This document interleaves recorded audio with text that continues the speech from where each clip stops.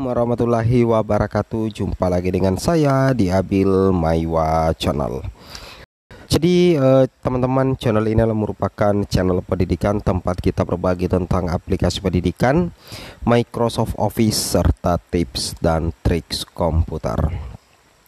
Jadi selamat siap-siap honorer. Inilah progres penyelesaian honorer menjadi ASN P3K tahun 2024. Apakah tanpa tes? Kira-kira bagaimana Bapak Ibu ya? Mudah-mudahan saja tanpa tes Bapak Ibu ya, karena untuk tanpa tesnya untuk honorer itu masih dalam proses negosiasi, proses perjuangan dari Kemendikbud juga untuk guru dan juga dari Kemenpan RB. Tapi di sini resmi Bapak Ibu ya, ada progres penyelesaian honorer menjadi ASN 2023. Artinya sepertinya ya pemerintah didesak juga sih oleh Undang-Undang ASN nomor 20 tahun 2023 sesuai amanatnya bahwa penyelesaian atau penataan honorer itu paling lambat diselesaikan di Desember 2024. Tapi sebelum kita lanjut teman-teman ya, bagi rekan-rekan guru yang baru pertama kali menemukan channel ini, jangan lupa tekan tombol subscribe dan aktifkan lonceng notifikasinya agar setiap hari teman-teman bisa mendapatkan update informasi terbaru dari kami. Baik, kita langsung saja ya to the point ke informasinya.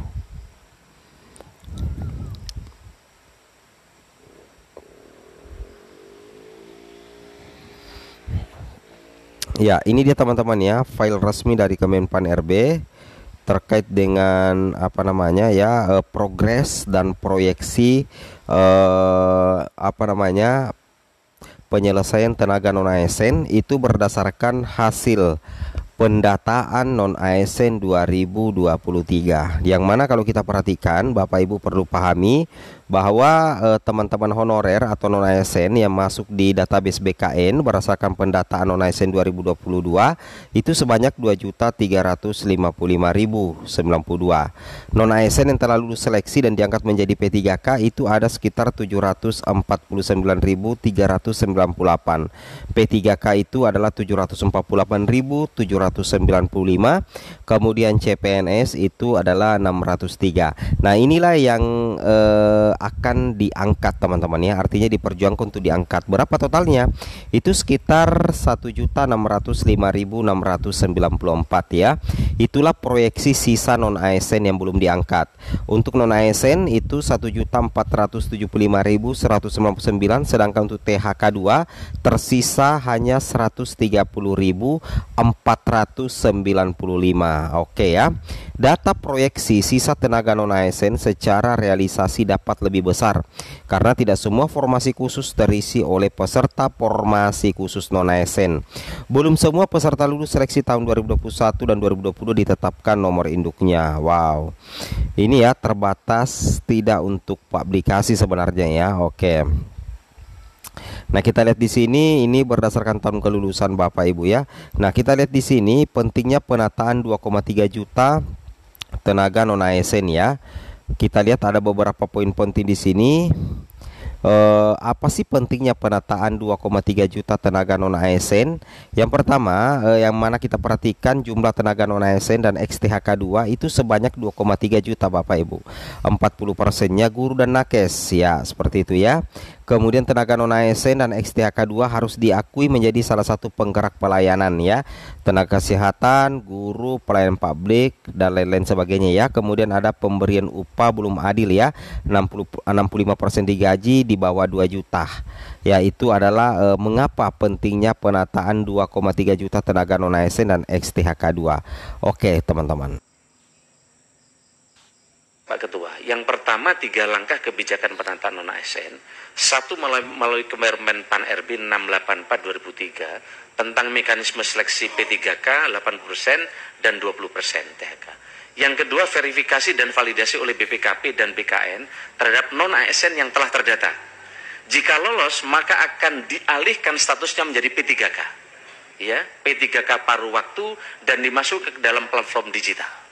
Jadi ini dulu, sehingga dengan begitu janji kita benar, mereka kita masukkan di P3K paruh waktu. Jika mereka benar, nanti ini dengan platform digital, kira-kira ini Kemudian step ketiga, jika ada kebutuhan dan anggaran, maka PPK yang paruh waktu akan diproseskan untuk mengisi formasi P3K penuh waktu melalui metode pemeringkatan kinerja. Ini sehingga nanti seleksi yang rumit tadi bertahap, karena ini kan baru nih Pak. Seleksi ASN kan sudah diproses sejak undang-undang ini, belum ada yang sekarang ini yang kami sampaikan, kan gitu Pak Gus. Seleksi ASN sejak undang-undang ini kan sebelum diundangkan sudah proses. Nah maka inilah tahapan ke depan yang step kami yang ingin kami kerjakan, termasuk memenuhi harapan dari Bapak Ibu tadi, pemeringkatan tadi, sehingga ini menjadi prioritas. Tapi fresh graduate tetap dikerjakan untuk mengisi formasi yang tidak ada di P3K. Saya mau nanya, yang step kedua itu, jika lolos itu maksudnya ada seleksi lagi atau tidak? Oh enggak, jadi kan jadi otomatis. Jadi jika lolos ini kan kayak ujian itu ya. Jika apa ya? Oh baik. Jika terdata lah kira-kira gitu kan. Kan yang mau dicari kan data apa tidak kan kira-kira gitu ya. Iya. Tapi yang perlu diklarifikasi bahwa ini step 2 ini tidak ada seleksi. Iya, tidak. Oke. Jika valid datanya. Step Pak Ketua, yang pertama 3 langkah kebijakan penataan non-ASN. 1 melalui Kemenpan Pan-RB 684/2003 tentang mekanisme seleksi P3K 80% dan 20% THK. Yang kedua, verifikasi dan validasi oleh BPKP dan BKN terhadap non-ASN yang telah terdata. Jika lolos, maka akan dialihkan statusnya menjadi P3K. Ya, P3K paruh waktu dan dimasuk ke dalam platform digital. Jadi ini dulu, sehingga dengan begitu janji kita benar, mereka kita masukkan di P3K paruh waktu, jika mereka benar. Nanti ini dengan platform digital, kira-kira ini. Kemudian step ketiga, jika ada kebutuhan dan anggaran, maka PPK yang paruh waktu akan diproseskan untuk mengisi formasi P3K penuh waktu melalui metode pemeringkatan kinerja. Ini sehingga nanti seleksi yang rumit tadi bertahap, karena ini kan baru nih Pak. Seleksi ASN kan sudah diproses sejak undang-undang ini, belum ada yang sekarang ini yang kami sampaikan, kan gitu Pak Gus. Seleksi ASN sejak undang-undang ini kan sebelum diundangkan sudah proses. Nah maka inilah tahapan ke depan yang step kami yang ingin kami kerjakan, termasuk memenuhi harapan dari Bapak Ibu tadi, pemeringkatan tadi, sehingga ini menjadi prioritas. Tapi fresh graduate tetap dikerjakan untuk mengisi formasi yang tidak ada di P3K. Saya mau nanya, yang step kedua itu, jika lolos itu maksudnya ada seleksi lagi atau tidak? Oh enggak, jadi otomatis. Jadi jika lolos ini kan kayak ujian itu ya. Jika apa ya? Oh baik. Jika terdata lah kira-kira gitu kan. Kan yang mau dicari kan data apa tidak kan kira-kira gitu ya. Iya. Tapi yang perlu diklarifikasi bahwa ini step 2 ini tidak ada seleksi. Iya, tidak. Oke. Jika valid datanya. Step Pak Ketua, yang pertama 3 langkah kebijakan penataan non-ASN. 1 melalui Kemenpan Pan-RB 684/2003 tentang mekanisme seleksi P3K 80% dan 20% THK.